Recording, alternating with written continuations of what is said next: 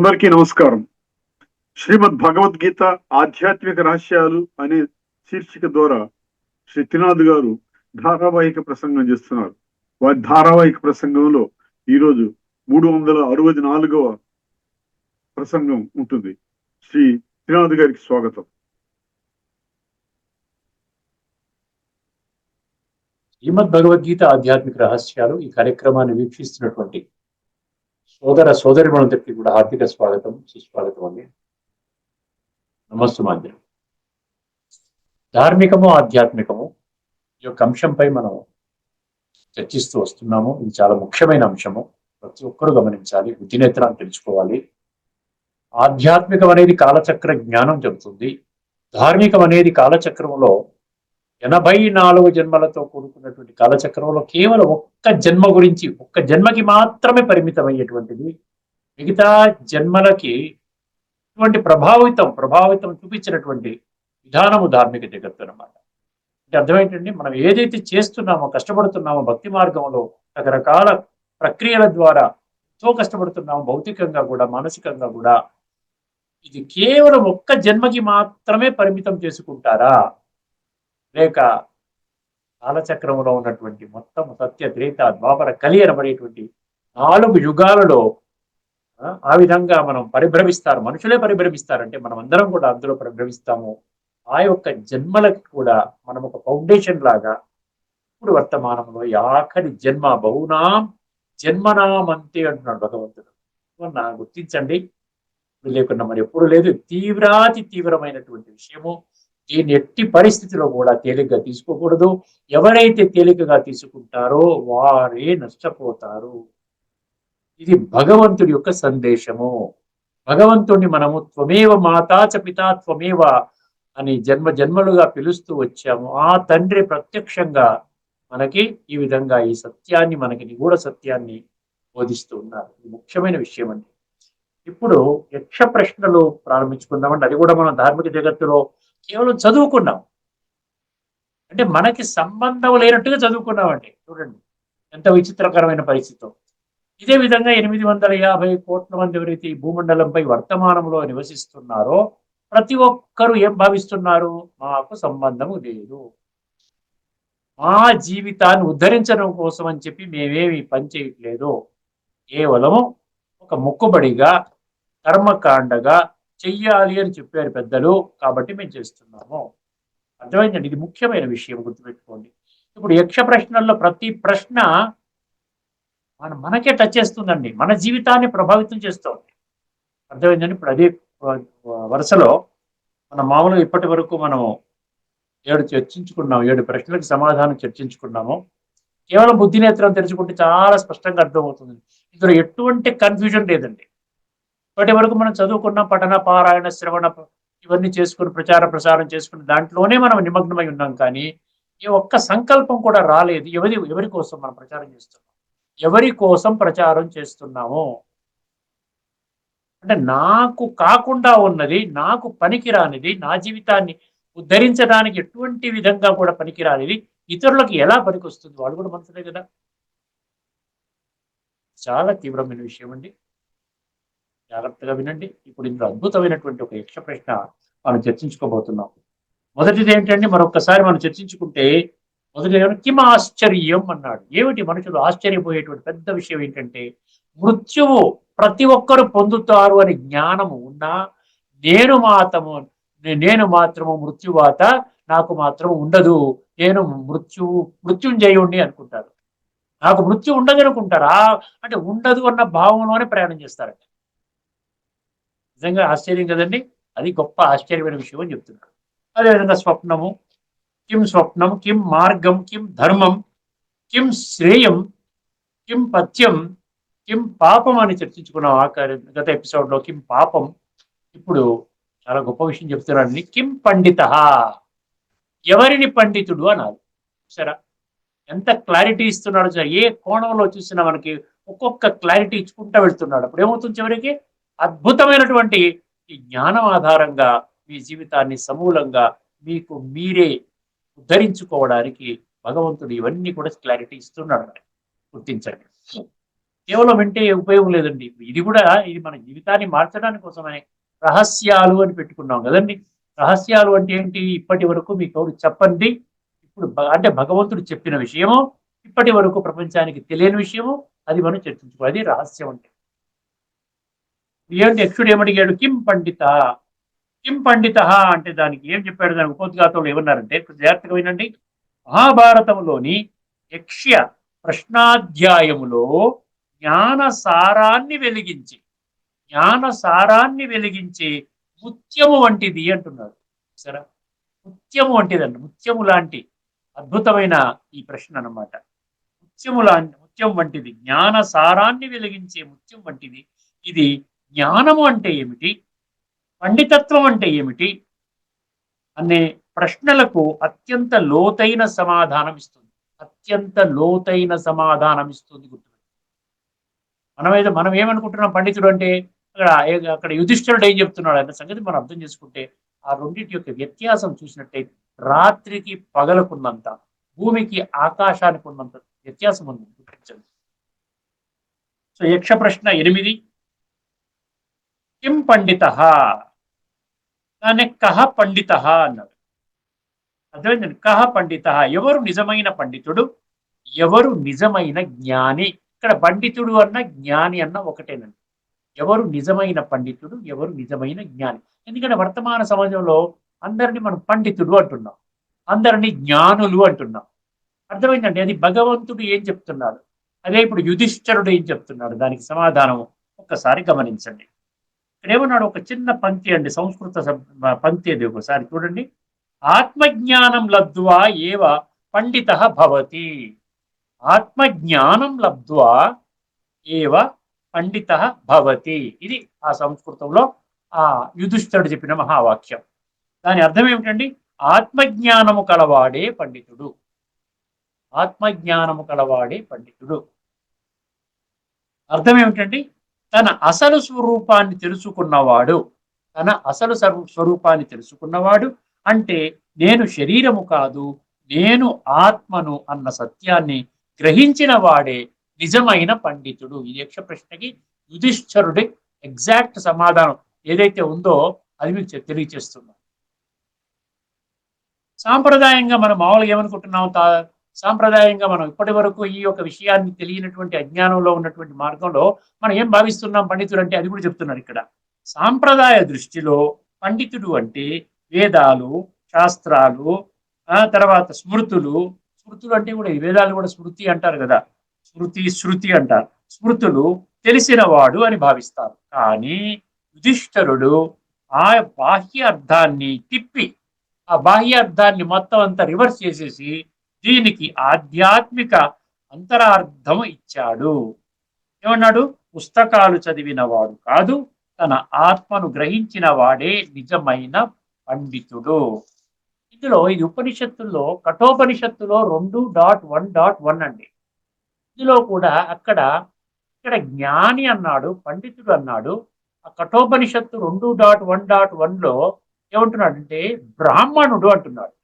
ఇక్కడ బ్రాహ్మణుడు అన్నా, ఇక్కడ పండితుడు అన్నా, జ్ఞాని అన్నా ఒకటే.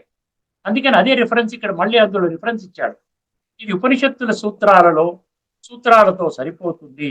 కఠోపనిషత్తు 2.1.1లో యమధర్మరాజు నచికేతుడికి ఆత్మజ్ఞాన మార్గాన్ని తెలియజేసే ఒక గొప్ప సూత్రాన్ని బోధిస్తాడు. ఆత్మజ్ఞాన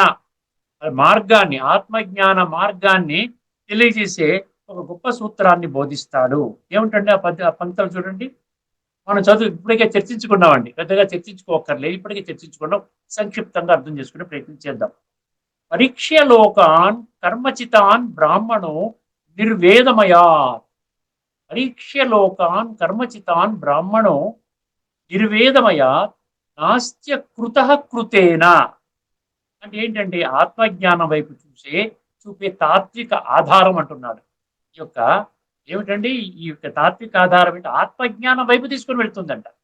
దాని ఒక మీనింగ్ చూడండి ఒకసారి. జ్ఞానవంతుడు కర్మల ఫలితాలను పరిశీలించి అవి తాత్కాలికమని గ్రహించి విరక్తుడవుతాడు. అంటే మామూలుగా భౌతిక కర్మ ఫలితాన్ని విడిచిపెట్టండి, కర్మలు చేసుకోండి అంటే ఆత్మజ్ఞానము లేకుండా చేసేటువంటి కర్మలు.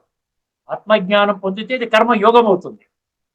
ఆ కర్మ శ్రేష్ఠ కర్మలు అవుతాయి. ఆ కర్మ భగవంతుడి యొక్క ధర్మ సంస్థాపన కర్తవ్యాన్ని సమర్థించే కర్మలు అవుతాయి. మామూలుగా లేకుండా ఉన్నట్లయితే ఇక్కడ విరక్తులు అవుతాడు. దాని మీద ఏమిటండి ఇవన్నీ కూడా అనుకుంటాడంట. ఏమంటాడు? జ్ఞానవంతుడు కర్మల ఫలితాలను పరిశీలించి అవి తాత్కాలికమని గ్రహించి విరక్తుడవుతాడు. ఎందుకంటే కర్మలచే, జాగ్రత్తగా వినండి, కర్మలచే అవినాశి స్థితి సాధ్యమవ్వదు. అవినాశి స్థితి అంటే ఆత్మిక స్థితి. ఆత్మ అవినాశి. ఆత్మ అవినాశి, పరమాత్మ అవినాశి. ఈ యొక్క ఈ ఈ ప్రక్రియ మనకు అర్థం కాదు. ఆత్మ గురించి అర్థం కాదు, పరమాత్మ గురించి అర్థం కాదు. అందుకని దైహికంగా మనం ఎదురు చేసుకుంటూ ఉంటాం. ఈ మంత్రములో బ్రాహ్మణ అనే పదము జ్ఞాని అనే అర్థంలో ఉన్నది. చూసారా? బ్రాహ్మణ ఇక్కడ జ్ఞాని. బ్రాహ్మణ అంటే మనం అనుకున్నట్టు పుట్టుకతో వచ్చినటువంటి బ్రాహ్మణం వర్ణం అది కాదండి. గీతలో మనకు 18వ అధ్యాయంలో 39, 40 తీసినట్టయితే 39, 40, 41లో బ్రాహ్మణ, క్షత్రియ, వైశ్య, శూద్ర అంట. అది మేము పరిశీలించి మనం ఇప్పటికే చర్చించుకున్నాం. అర్థమైంది? శమోదమస్తప శౌచం శాంతిరార్జవమేవ చ జ్ఞానం విజ్ఞానమాస్తిక్యం బ్రహ్మకర్మ స్వభావచ అంటాడు. అర్థమైందండి? అందులో మీరు చదువుకోండి 18వ అధ్యాయంలో 39వ శ్లోకంలో. ఇక్కడ అంతే ఏమంటున్నాడు ఇక్కడ? అనే పదం జ్ఞాని అనే అర్థంలో ఉన్నది. అతడే ఆత్మజ్ఞానం వైపు ప్రయాణించేవాడు. అంటే యథార్థ పండితుడు. కఠోపనిషత్తు, ఇక్కడ యక్ష ప్రశ్న, యుధిష్ఠుడు సమాధానము, ఇది ఎంత చక్కగా మనకి సరిపోతుంది చూడండి. అక్కడ యమధర్మరాజు నచికేతుడు చెప్తున్నాడంట. ఇక్కడ యుధిష్ఠిరుడు ఎవరు చెప్తున్నాడు? యక్షుడికి చెప్తున్నాడు. కరెక్ట్ గా మ్యాచింగ్. ఈ రెండు వాక్యాలు ఒకే ఆధ్యాత్మిక సత్యాన్ని తెలుపుతున్నాయి. కర్మల ప్రపంచము తాత్కాలికము. అంటే ఆత్మజ్ఞానము లేకుండా కర్మలు చేస్తున్నాము. భౌతిక సుఖ సాధనాలని అనుభవం ద్వారా ఈ యొక్క సుఖాలని, ఇంద్రియ సుఖాలని అనుభవం చేయడం కోసం మనం ఏదైతే జీవితాన్ని పణంగా పెట్టుకున్నామో అది తాత్కాలికము అంటున్నాడు. కర్మల ఫలితాలు ఈ జన్మలో లేదా తదుపరి జన్మలో లభిస్తాయి. మీరు ఎవరికైనా సహాయం చేశారు, ధన సాయం చేశారు, మరొక జన్మలో మీకు ధనికుని ఇంట్లో పుడతారు. లేకుండా ఉంటే ఒక ఆసుపత్రి కట్టించి పేదలకు ఉచిత వైద్యం ఇచ్చారు, తర్వాత జన్మలో మీకు సంపూర్ణ ఆరోగ్యవంతుడిగా పుడతారు. లేకుండా ఉంటే స్కూళ్ళు, కాలేజీలు, యూనివర్సిటీలు స్థాపించి దానికి నిధులు సమకూర్చి భవనాలు నిర్మించి ఏదైనా సహాయం చేశారనుకోండి, మీరు తర్వాత కాస్త తెలివైన వాడుగా, బాగా విద్యావంతుడిగా మీరు పుడతారు. అంటే ఏంటి? ఇదంతా కూడా ఒక్క జన్మకి లేక 2 జన్మలకి మాత్రమే పనికొస్తుంది భౌతికంగా మీరు చేసే కర్మల ద్వారా అంటున్నాడు ఇక్కడ. ఈ జన్మలో లేదా తదుపరి జన్మలో లభిస్తాయి, కానీ అవి ఎప్పటికీ శాశ్వతము కావు. అది సత్యత్రేతాయుగాలు అనబడే స్వర్గములో మీకు శ్రేష్టమైన జన్మను సమకూర్చే విధానం కాదంట. అర్థమైందండి? ఆత్మజ్ఞానము పండితత్వము. పండితత్వం అంటే ఆత్మజ్ఞానం. అర్థమైందండి? పరమాత్మ ఇచ్చే జ్ఞానము ద్వారా ఆత్మ తనను తాను తెలుసుకుంటుంది. మళ్ళీ పరమాత్మ మళ్ళీ తీసుకొచ్చాడు అక్కడ. పరమాత్మ ఇచ్చే భగవద్గీత ద్వారా 574 శ్లోకాల ద్వారా సంపూర్ణ ఆధ్యాత్మిక జ్ఞానము, సంపూర్ణ ఆధ్యాత్మిక విజ్ఞానము, ఈ 2 తెలుసుకుంటే ప్రపంచంలో ఇంకా మీకు ఏది అక్కర్లేదు అన్నాడు కదా 7వ అధ్యాయం 2వ శ్లోకంలో. జ్ఞాత్వానిహ భూయో అన్యత్ జ్ఞాతవ్యం అవశిష్యతే. చక్కగా చెప్పాడండి. కానీ ఏమైనా సంశయంగా ఉందా దాంట్లో? కుండ బద్దలు కొట్టినట్టుగా, చాలా అక్యురేట్ గా, అయినా నేను కంప్లీట్ చెప్తున్నాను. ప్రపంచంలో ఎవరు కూడా మీకు కంప్లీట్ జ్ఞానాన్ని ఇవ్వలేదు, నేను ఒక్కడనే ఇస్తున్నాను. అందుకే నేను ఇచ్చిన కంప్లీట్ ఆధారంగానే మిగతా శాస్త్రాలన్నీ ఉద్భవించాయి. అందుకని మనం ఏం చేస్తున్నాం? ఇప్పుడు 360 ఎపిసోడ్స్ మనం చర్చించుకున్న తర్వాత, సంపూర్ణ జ్ఞానాన్ని మన బుద్ధిలో పెట్టుకున్న తర్వాత, ఇప్పుడు మీరు మన ఉపనిషత్తులు వింటున్నాం. కఠోపనిషత్తు, లేకపోతే యక్ష ప్రశ్నలు, లేకపోతే మన భజగోవింద విషయాలు, పతంజలి యోగ శాస్త్రం, ఇవన్నీ మనకు అర్థమవుతున్నాయి. రాబోయేటువంటి ఎపిసోడ్స్ లో మరికొన్ని శాస్త్రాలని మనం పరిశీలించబోతున్నాం. అర్థమైంది? ఒక్క విషయం గుర్తుపెట్టుకోండి, శ్రీమద్ భగవద్గీతని పక్కన పెట్టుకుని మిగతా శాస్త్రాలు చదువుకుంటే అది పుక్కిటి పురాణం కింద ఉంటుంది, ఏదో కాలక్షేపం కోసం చదువుకున్నట్టుగా ఉంటుంది. కానీ అది ఆత్మజ్ఞానాన్ని ఇవ్వదు, పరమాత్మ తత్వాన్ని బోధించదు, రాజయోగ ప్రక్రియ అస్సలు మనకి అర్థం కాదు, మన సంస్కార పరివర్తన కాదు. ఎంత పరిజ్ఞానం ఉన్నా కూడా కేవలము ఒక్క జన్మకి మాత్రమే పరిమితం చేసుకుంటారు. మీ యొక్క ఏదైతే మీరు అనుకుంటున్నారో, గొప్పగా బ్రతుకుతున్నాను అనుకుంటున్నారో, అది కేవలము ఇక్కడ ప్రాణం ఉన్నంత వరకే. బొందిలో ప్రాణం అంటే ఒక్కసారి ఇలా వెళ్ళిపోయిందంటే తర్వాత మీ కాలచక్రంలో మీ యొక్క అప్పటి వరకు తయారు చేసుకున్న సంస్కారాల ఆధారంగానే మీ తదుపరి జన్మ ఉంటుంది.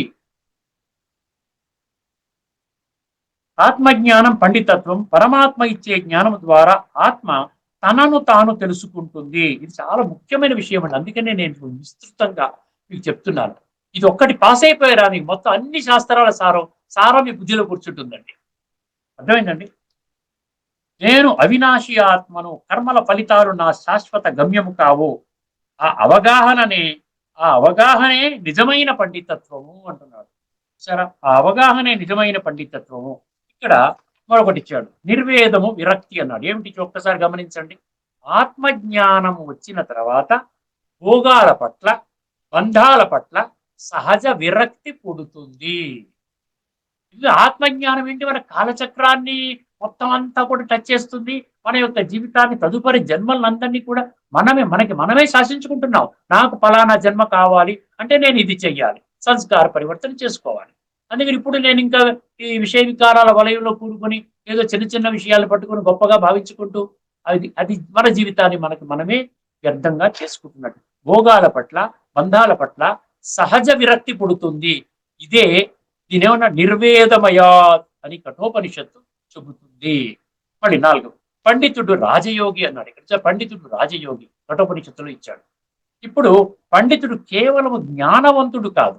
కేవలం జ్ఞానం ఉంది, నాకు అన్ని శాస్త్రాలు తెలుసును, భగవద్గీత కంఠోపాఠం చేశారు, ఇతిహాసాలు టకటకటక గంటలు గంటలు, మీరు 100 గంటలు చెప్పమంటే టకటక చెప్పేస్తాను, అనర్గళంగా చెప్తాను, అన్నీ నాకు తెలుసు అంటే నేను జ్ఞానిని మాత్రమే. అందుకని ఇక్కడ ఏమంటున్నాడు, ఇక్కడ పండితుడు కేవలం జ్ఞానవంతుడు కాదు, ఆ జ్ఞానాన్ని జీవించేవాడు. ఆ జ్ఞానాన్ని జీర్ణం చేసుకుని దాన్ని జీవితంలో అనుభవం చేసుకుంటూ తన జీవితాన్ని దాని ఆధారంగా ఉన్నతంగా, శ్రేష్టంగా తయారు చేసుకునేవాడు.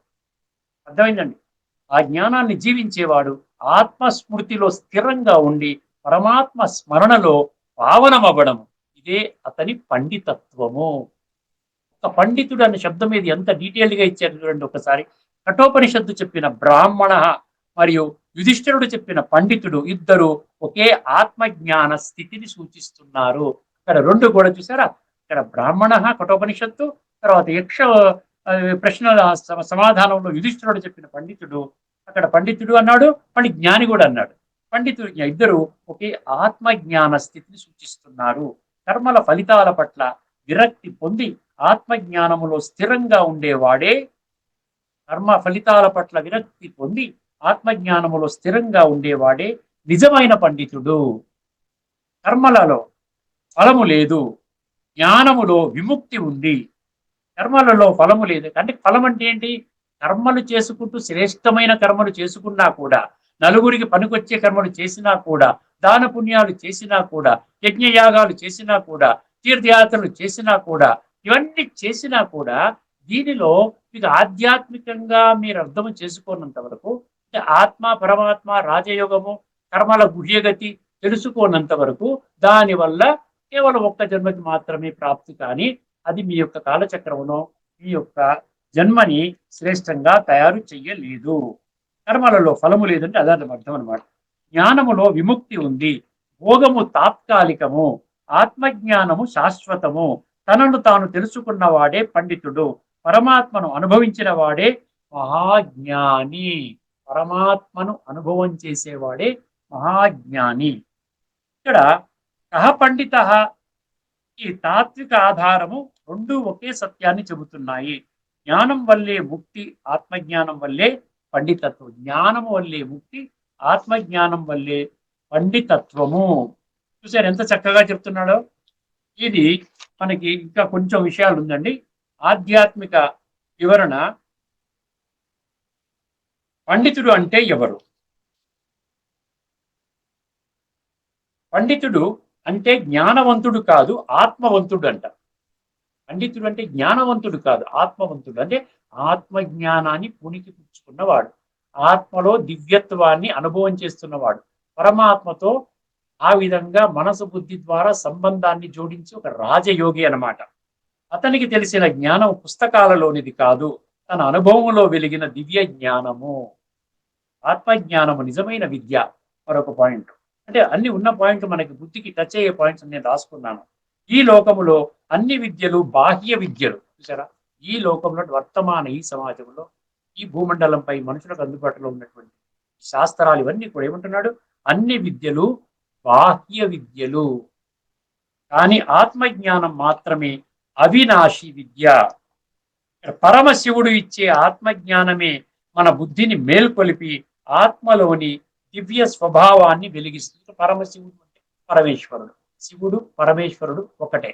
పరమేశ్వరుణ్ణి దేవీ దేవతలు ఎవరిని కూడా పరమేశ్వరుడు అనరండి.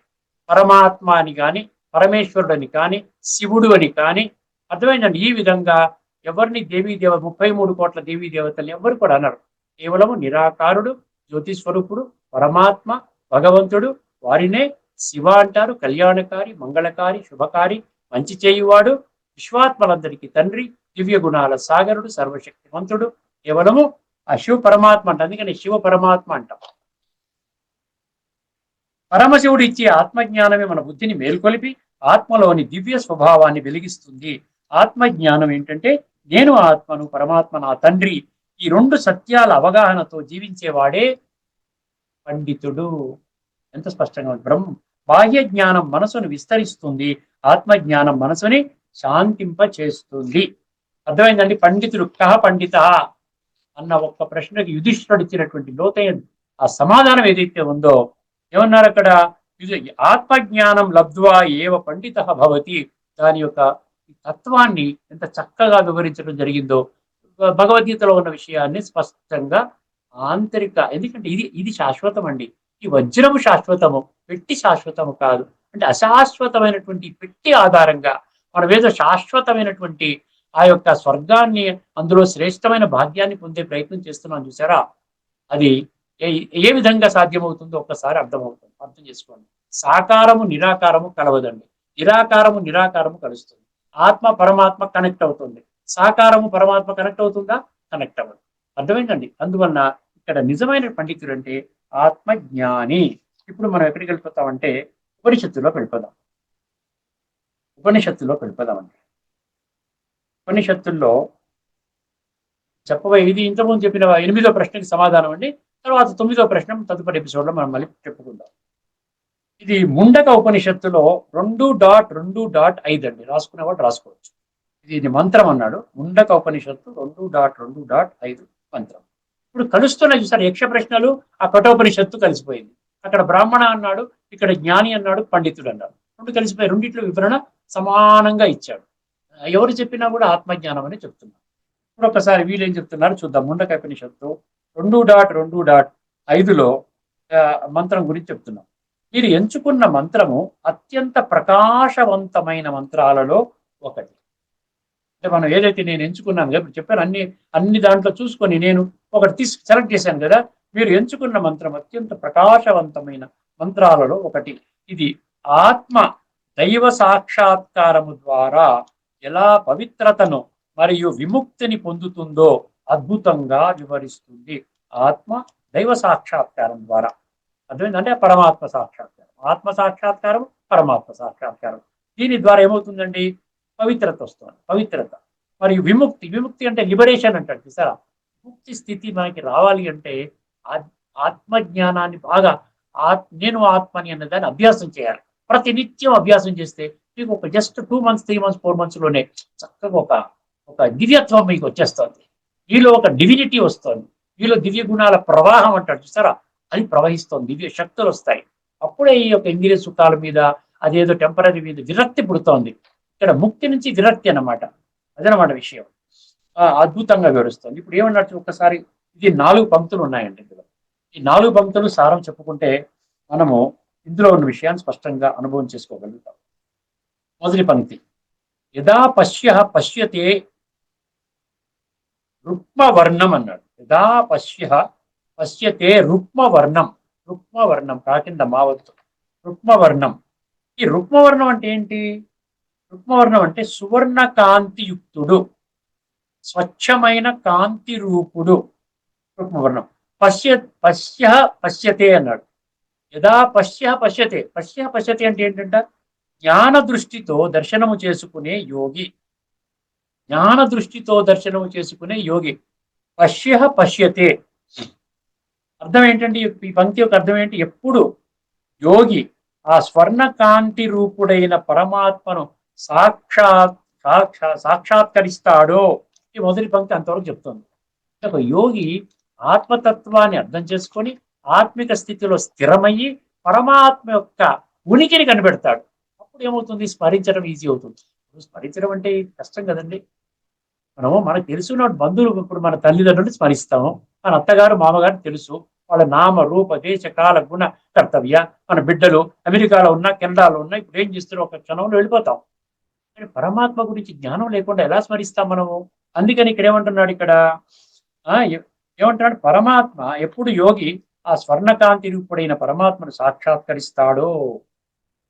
ఇప్పుడు రెండో పంక్తి మనకు వెళ్దాం. ఇందులో మొదటి పంక్తిలో రుక్మ వర్ణం గురించి, పరమాత్మ శివుడు పరమజ్యోతి బిందు స్వరూపుడు, అనంత శాంతిమయ ప్రకాశము.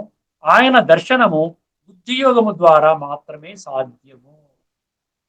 యోగాసనాల ద్వారా కాదండి, బుద్ధియోగం. బుద్ధియోగం ద్వారా మాత్రమే సాధ్యము. అది భగవంతుని ప్రకాశ స్వరూపుడు అన్నాడు. చూసారా? మన గీతలో ఏముంది? 15వ అధ్యాయం 6వ శ్లోకం తీయండి. తద్భాసయతే సూర్యో నత్ర శశాంకో న పావక యద్గత్వా న నివర్తంతే తద్ధామ పరమం మమ. అక్కడ ఏమంటే సూర్యుడు చంద్రుడు నక్షత్రాలకి నేనే ఇస్తాను. అటువంటి నా యొక్క లోకంలో సూర్యుడు చంద్రుడు అగ్ని వీటి అవసరము లేదు అంటే ప్రకాశ స్వరూపుడు. ఇక్కడ అదే చెప్తున్నాడు ఇక్కడ ఈ ముండకోపనిషత్తులో కూడా. రెండో పంక్తి, కర్తారమీశం పురుషం బ్రహ్మయోనిం అన్నారు. చాలా ముఖ్యమైన విషయం అండి, చాలా శ్రద్ధగా వినండి దయచేసి. అంటే భగవద్గీతలో ఉన్న విషయాన్ని ఇక్కడ తెలియజేస్తుంది. భగవద్గీత యొక్క సారమే ఇది కాదు, విషయ ఉపనిషత్తుల సారమే భగవద్గీత, వేదాల సారమే భగవద్గీత, బ్రహ్మసూత్రాల సారమే భగవద్గీత. మీరు ఏ శాస్త్రం అయితే మీరు అనుకుంటున్నారో దాని సారం భగవద్గీత. ఎప్పుడు అర్థమవుతుంది మీకు? తాత్విక కోణంలో అర్థం చేసుకుంటే, అంటే ఆధ్యాత్మిక దృష్టి కోణంలో, అంటే కోటికో నూటికో కొద్ది మంది మాత్రమే తెలుసుకుంటారు. 7వ అధ్యాయం 3వ శ్లోకం చెప్పాడు సార్, ఆ కోణంలోకి రావాలి. అప్పుడు మీకు అంతా సర్వశాస్త్రాలు మీకు కంటో పాటు ఉంటాయి, మీకు బుద్ధిలో కూర్చుంటాయి. అప్పుడు ఏమిటంటాడు ఇక్కడ, బుద్ధియోగం ద్వారా మాత్రమే పరమాత్మ యొక్క దర్శనము సాధ్యము అన్నాడు. రెండో పంక్తి చూడండి, కర్తారమీశం పురుషం బ్రహ్మయోనిం. కర్తారమీశం పురుషం బ్రహ్మయోనిం అన్నాడు ఇక్కడ. చూసారా? బ్రహ్మయోనిం అన్నాడు. చాలా ముఖ్యం, కీలకమైన పదం. భగవద్గీతలో కూడా నేను బ్రహ్మ తనువు ఆధారంగా చేసుకొని దాదా లేఖరాజ్ అనే ఒక వజ్రాల వ్యాపారి శరీరాన్ని అధిరోహించి వారి యొక్క నామము దాదా లేఖరాజ్ తీసేసి ప్రజాపిత బ్రహ్మగా నామధేయం చేసి వారి ముఖము నుండి నేను పలుకుతున్న మహావాక్యాలే ఏమంటున్నాడు, ఇది సంపూర్ణ ఆధ్యాత్మిక జ్ఞానము. అందుకని అక్కడ బ్రహ్మ యోని అన్నాడు ఇక్కడ, దేంట్లో? ముండకోపనిషత్తులో. ఆ గీతలో మనం ఇప్పుడు చూద్దాం, ఈ మొత్తానికి మీనింగ్ అర్థం చేసుకుందాం. కర్తారమీశం పురుషం బ్రహ్మ యోని అంటే ఏంటి? కర్తారం అంటే ఏంటి? కర్తారం అంటే సృష్టికర్త, క్రియేటర్. అర్థమైందండి? కర్మ ఫలదాత. ఈశం అంటే ఈశ్వరుడు, శివుడు, సర్వాధిపతి, నియంత్రకుడు, భగవంతుడు. ఇక్కడ గుర్తుపెట్టుకోండి, ఇవన్నీ కన్ఫ్యూజన్. భగవంతుడు, ఈశ్వరుడు, శివుడు, భగవంతుడు, పరమాత్మ, నిరాకారుడు. పురుషం చైతన్య స్వరూపుడు, సాక్షి దృష్ట. పురుషం అంటే చైతన్యం. పురుషం అంటే సంస్కృతం ఏంటి? ఆత్మ. ప్రకృతి అంటే దేహం. అర్థమైందండి? ఇక్కడ పురుషాను భగవంతుడికి ఒక పురుష లేదా పరమ పురుష అంటాడు భగవద్గీతలో. పరమ పురుష, మహాపురుష అంటాడు. అంటే కేవలం ఆత్మ మాత్రమే ఉంది, కానీ మన జ్ఞానం చెప్పడం కోసం ఒక దేహం కావాలి కాబట్టి దేహాన్ని అరువుగా తీసుకుని ఆ జ్ఞానాన్ని ఇచ్చి వెళ్ళిపోయాడు. అర్థమైందండి? అందుకని ఏమన్నాడు? పురుష చైతన్య స్వరూపుడు, సాక్షి దృష్ట. బ్రహ్మయోనిం అంటే ఏంటన్నాడు? బ్రహ్మ ద్వారా జ్ఞాన సృష్టికర్త. బ్రహ్మ ద్వారా జ్ఞానాన్ని ఆ విధంగా మన వర్తమానంలో ఉన్న సమాజానికి, ప్రజలందరికీ అందిస్తున్నాడు, సమస్త మానవాళికి అందిస్తున్నాడు. దీని అర్థం ఏంటండి? ఈ పంక్తి కర్తారమీశం పురుషం బ్రహ్మయోనిం, మనము పదాల అర్థం తెలుసుకున్నాం కదా. ఆ పరమాత్మ సర్వకర్మల కర్త, సర్వాధిపతి. ఆయనే బ్రహ్మ ద్వారా సృష్టిని ప్రేరేపిస్తాడు. సర్వకర్మల కర్త అంటే ఏంటి? మన జీవితాన్ని ఉద్ధరించడానికి మనం ఏ కర్మలైతే చెయ్యాలో అవన్నిటిని మన ద్వారా, వారికి శరీరం లేదు కానీ ఒక శరీరాన్ని అధిరోహించి జ్ఞానము, యోగం అనే ప్రక్రియ ద్వారా ఆ విధంగా మనందరినీ కూడా, సమస్త మానవాళిని శాసిస్తున్నాడు, ప్రేరేపిస్తాడు. పరమాత్మ కర్త ఏమన్నాడు? కర్త కాదు భౌతిక కర్మలలో కానీ జ్ఞాన సృష్టికర్త. అంటే భౌతిక కర్మలలో కర్త కాదు, జ్ఞాన సృష్టికర్త, ఆధ్యాత్మిక జ్ఞాన సృష్టికర్త. బ్రహ్మ ద్వారా కొత్త సత్యయుగ సృష్టిని ఆరంభిస్తాడు. ఆయనే ఈశ్వరుడు, సర్వాధికారి, జ్ఞానదాత. అయిపోయింది. మూడో పంక్తి అండి. పంక్తి వైజ్ చెప్పుకుంటున్నాం కదా, ఇక్కడ మళ్ళీ బ్రహ్మ యోని ఉంది, గుర్తుపెట్టుకోండి. అక్కడ ఏం చెప్పారు మన ముండకోపనిషత్తులో కూడా? పరమాత్మ నిరాకారుడు, ఒక శరీరం ఆధారంగా వారిని బ్రహ్మ అంటారు. వారి యోని ద్వారా ఈ యొక్క సమస్త జ్ఞానాన్ని ప్రపంచానికి అందిస్తాడు. ఇప్పుడు మూడో పంక్తి చూడండి. తదా విద్యాన్ పుణ్యపాపే విదూయ. పుణ్యం వచ్చింది, పాపం వచ్చింది ఇందులో. తదా విద్యాన్ పుణ్యపాపే విదూయ. విద్యానన్న విద్వాన్ అన్న. విద్వాన్ అని ఇక్కడ ఏమన్నాడు? జ్ఞానవంతుడు, ఆత్మ జ్ఞాన సాధకుడు. పుణ్యపాపే విదూయ అంటే పుణ్య పాప ఫలితాలన్నింటినీ దాటి విముక్తుడవుతాడు. పుణ్యము పాపము ఈ రెండు కూడా, ఏదైనా కూడా మనం ఏం చేస్తున్నాం? మంచి కర్మ చేస్తే పుణ్యం అంటున్నాం. పరమాత్మ ధర్మ సంస్థాపన కర్తవ్యాన్ని సమర్థించే పుణ్యకర్మలు చేయటం లేదు. భౌతికంలో మనం పుణ్యపాపం దానివల్ల ఉపయోగం లేదు. అర్థమైందండి? దాన్ని దాటాలన్నమాట. దాటి విముక్తుడవుతాడు. దాటి ఏమన్నాడు ఇక్కడ? ఆ జ్ఞానవంతుడు పరమాత్మను ధ్యానించగానే తన పాప పుణ్యాలన్నింటినీ దాటి నిర్మలుడవుతాడు. మలినము లేనటువంటి వాడు, శుద్ధ చైతన్యుడవుతాడు. అర్థమైందండి? ఇది యోగాగ్ని, స్మరణాగ్ని యొక్క ఫలితము.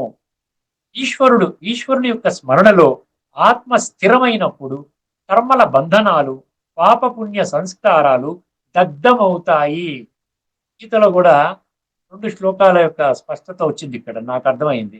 4వ అధ్యాయంలోని 37, 38 అంటే జ్ఞానం యొక్క విశిష్టత. అర్థమైందండి? యథైదాంసి సమిద్ధోగ్ని భస్మసాత్ కురుతే అర్జున, జ్ఞానాగ్ని సర్వకర్మాణి భస్మసాత్ కురుతే తథా అంటాడు.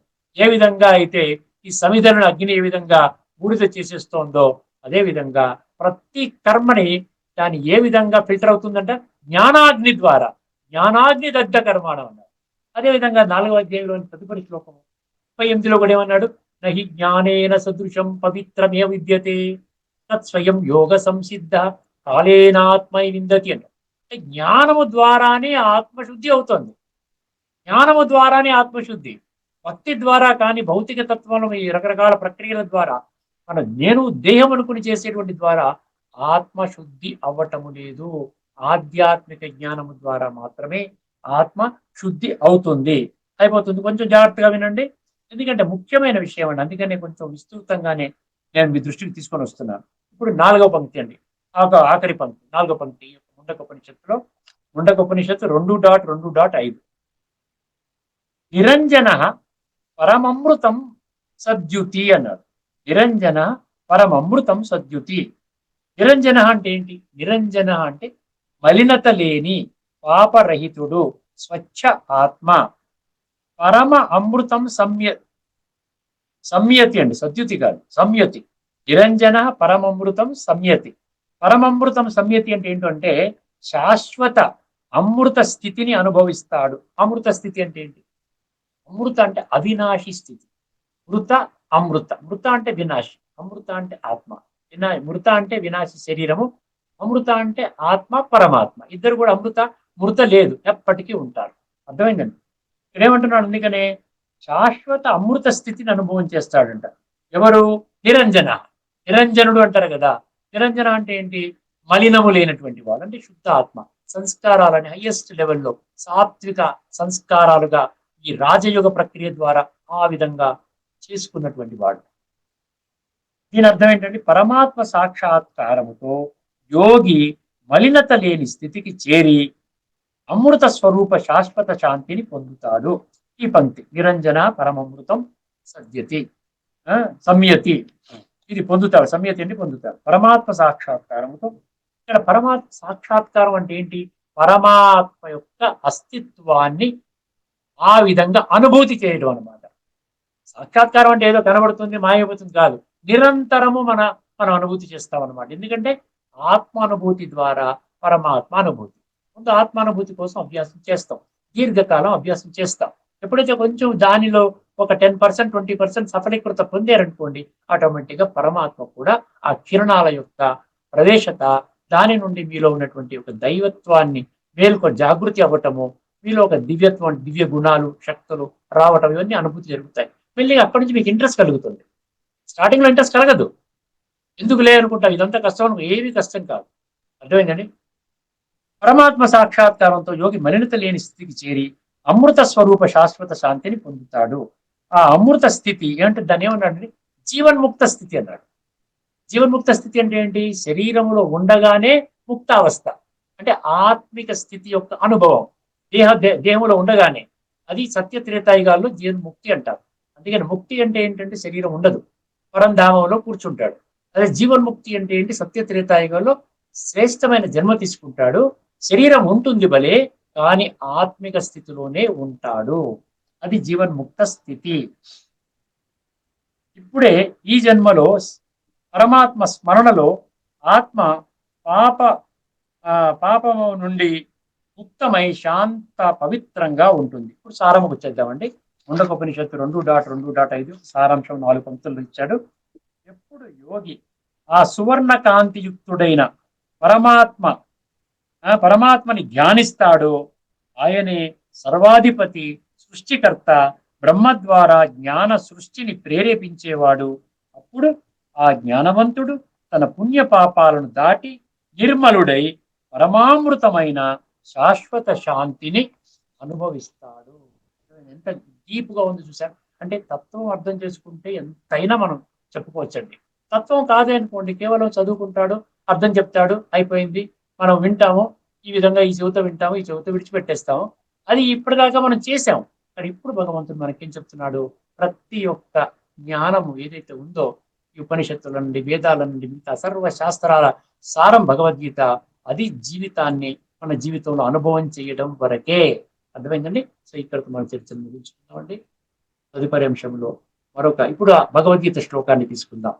ఈ యొక్క ఎపిసోడ్ లో మనము ఉపనిషత్తు తీసుకున్నాము, చర్చించుకుంటున్నాము. ఎందుకంటే విషయం అర్థం కావాలనే ఉద్దేశం, అంతకంటే ఏం లేదు. ఏదో చెప్పుకుంటూ వెళ్ళిపోవచ్చు, కానీ విషయం అర్థం కాకపోతే దానివల్ల ప్రయోజనం కూడా లేదు. అందువల్ల తదుపరి ఎపిసోడ్ లో ఈ కాలచక్రంలో జన్మరాహిత్యం అంటూ లేదు అని నిర్ధారించి మరొక శ్లోకము, అదేవిధంగా యక్ష ప్రశ్నలలో 9వ ప్రశ్న, ఉపనిషత్తుల్లో కూడా మరొక ఉపనిషత్తులోని విషయాన్ని తీసుకునే ప్రయత్నం చేద్దామండి. అంతవరకు సెలవండి. అందరికీ నమస్కారం. లోకా సంస్థ సుఖినో భవంతు. ఓం శాంతి.